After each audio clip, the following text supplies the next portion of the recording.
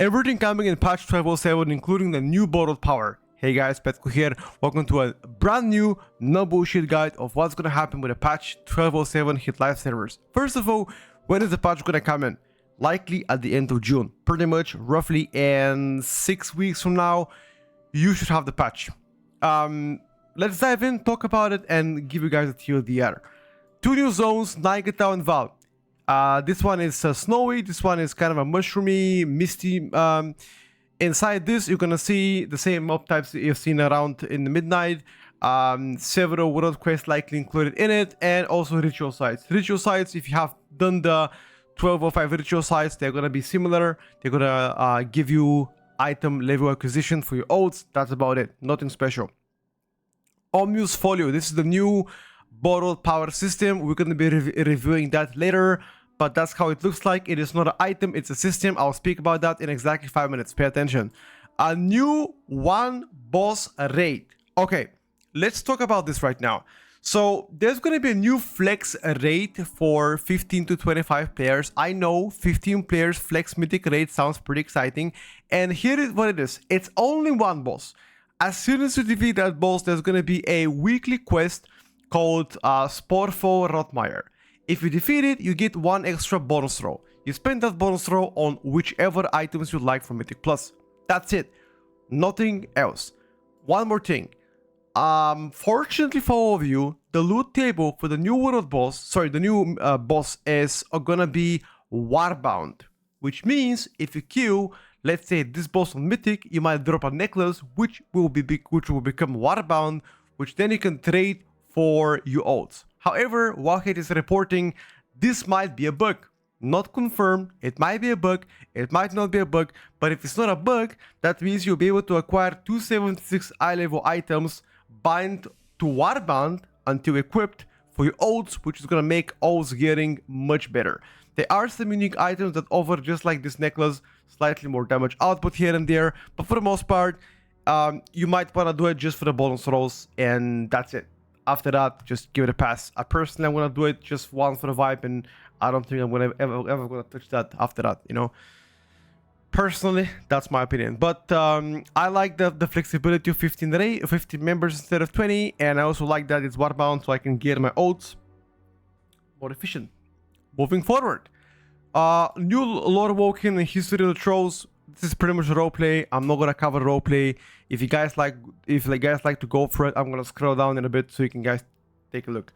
Storyline, not necessary to do it. If you like to once again learn about the history of this, go ahead and do it. Turbulent Time Ways. Okay, so the Turbulent Time Ways is gonna introduce the 6 Dragonflight dungeons from the 3 expansions ago. You can level through them if you excuse me. You can level through them if you like to, but I feel like by now most of you should already be level 90. If you want to level your oaths, you can use the time walking leveling events that come out every 2 weeks. They're very quick and super fast, so if you like to go for it, go for it.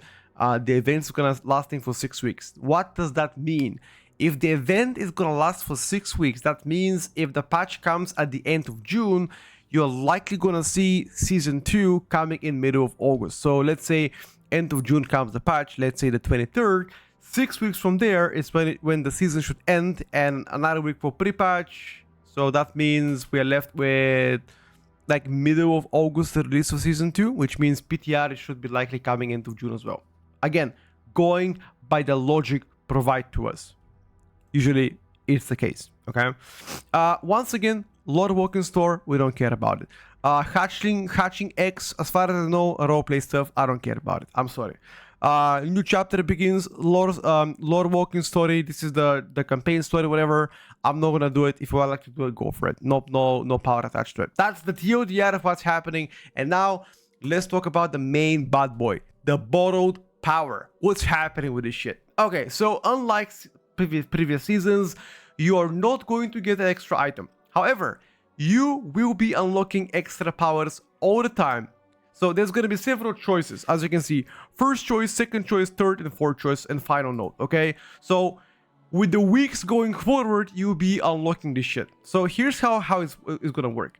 The Omnius Folio contains 5 nodes, many of which are choice nodes. those are unlocked one at a time and are likely weekly time gated, as turning into the first quest mentioned that there will be another activity a week later. So pretty much you are continuously getting better gear until the very final week of the season.